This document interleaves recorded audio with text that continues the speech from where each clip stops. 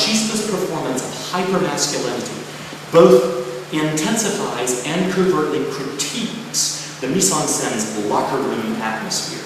She gropes Rebolledo's crotch and laughs about it. She pounds her chest, flaunts and flashes her breasts at the audience and laughs about that. The Capitan's men pitch her over their shoulders in a fireman's carry that looks perilously like a prelude to a rape, and she laughs about that too.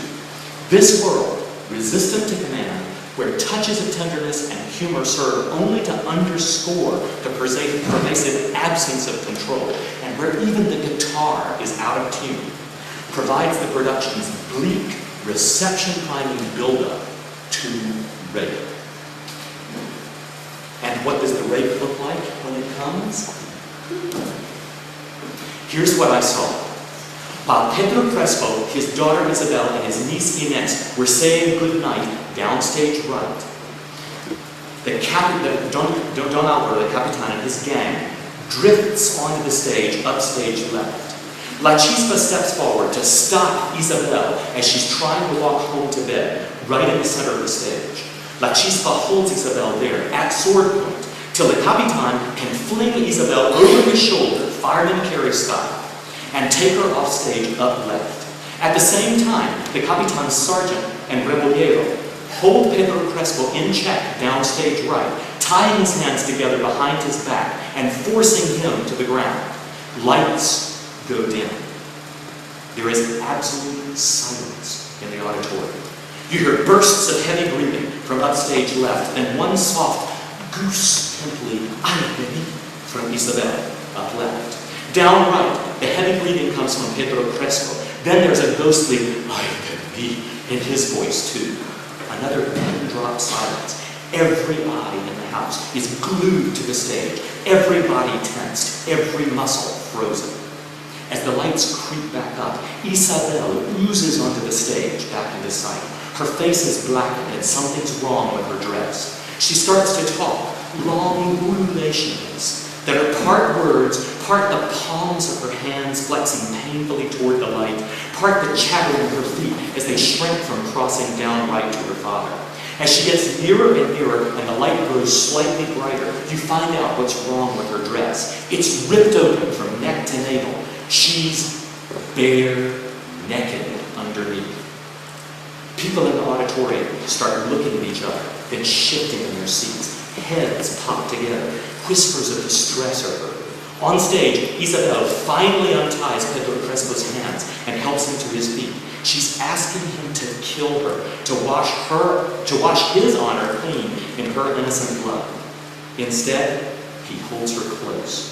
Then he pulls her up to her feet, pulls the remnants of her dress together, and they exit one bulto up left. The aftermath of that moment is justly famous, and it got its just desserts in Rodriguez's staging. Every turning point in the socio-political, military morality cliffhanger is pregnant with possibilities for reception. But I want to return to the two revelations that impressed me most strongly in this raid. How honor can still stir, and how long speeches can still put the action to succor on stage. Identification opened a way for me to make a visceral connection with Pedro Crespo's honor quest. It helped that the character was played as a lovable old cuss, with all the complications of his character nicely articulated. It probably even helped that he was dressed in white, woven cloths, contrasting him with the soldiers' dark leathers and animal skins, and emphasizing his resemblance to a peasant in a Goya painting. But what really made the difference was the parallelism between the parallelism that the production played out between Pedro Crespo and Isabel. As she was abducted, he was bound. As she was thrown to the ground, so was he. His enemy echoed hers for the same reasons. Both of them suffered rape. In his staging, reportedly toned down for presentation to El Chamizal's family audience, Rodriguez found ways to put Calderon's textual parallels between father and child into performance, enormously enriching my reception of the play. Interrelation with other audience members rescued Isabel's lament from dramatic staticness, transforming it into an active embodiment of suffering.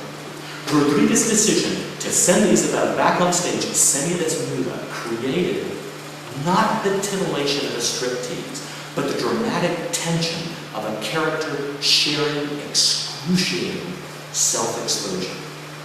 Interestingly, this choice too is suggested by the text, which insists that words are not strong enough to carry the burden of the action represented by this speech. You may find it odd, as I do, that an investigation into the effects of staging has exposed you to so much prose and so few pictures. An archival DVD of the performance at Chamizal was made, but while I've been working on this paper, and indeed as recently as last week, that DVD was not available for viewing. I could show you neither what the camera recorded, nor could I check my recollections against the tape. Happily, there is a theoretical upside to this practical discipline. Susan Bennett points out, reception of a performance can be prolonged by group discussion of the production. These acts like we're doing here, can have the potential to reshape the initial decoding of the production. Reception starts with exposure to a dramatic text and performance, but it doesn't have to end when the performance is over. Actively stimulated, reception can go on and on. So where do we go from here? To Fuente Ovejuna, of course. Where do we go from here? We who are actively building tomorrow's reasons for putting Fuente Ovejuna on stage. I think the two big questions in this little talk point toward excellent prospects for future payoffs, on page and on the stage. The more we know about how reception works, the more completely we'll grasp Comedia's stage worthiness. My 16 undergraduate play analysts collected just 5 insights into reception, then found every one of them useful in illuminating ways in which El Retablo de las Maravillas can engage, enrich, humanize, challenge, and change its audience. What could we learn about Comedia by expanding our grasp of reception's workings, historically, theoretically, and dramaturgically? Let's go there. Grasping how reception was enhanced by directorial strategies for staging the rape at our Chamizal in 2008 points us in interesting directions too.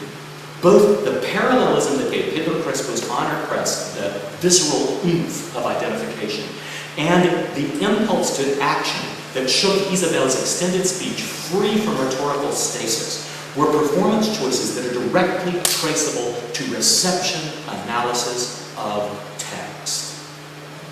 What could we learn about Nor, about elevated rhetoric, and about a host of other dramaturgical features characteristic of Golden Age stagecraft if we learned to read dramatic text for what it has to tell us about reaching out to audiences moment by moment? Let's go there too. Answering these big questions could make the why of exploring Comedia clear and compelling to a whole new population of theater scholars and consumers. In the meantime, thank you for joining me for lunch and for your receptiveness. Long may it prolong.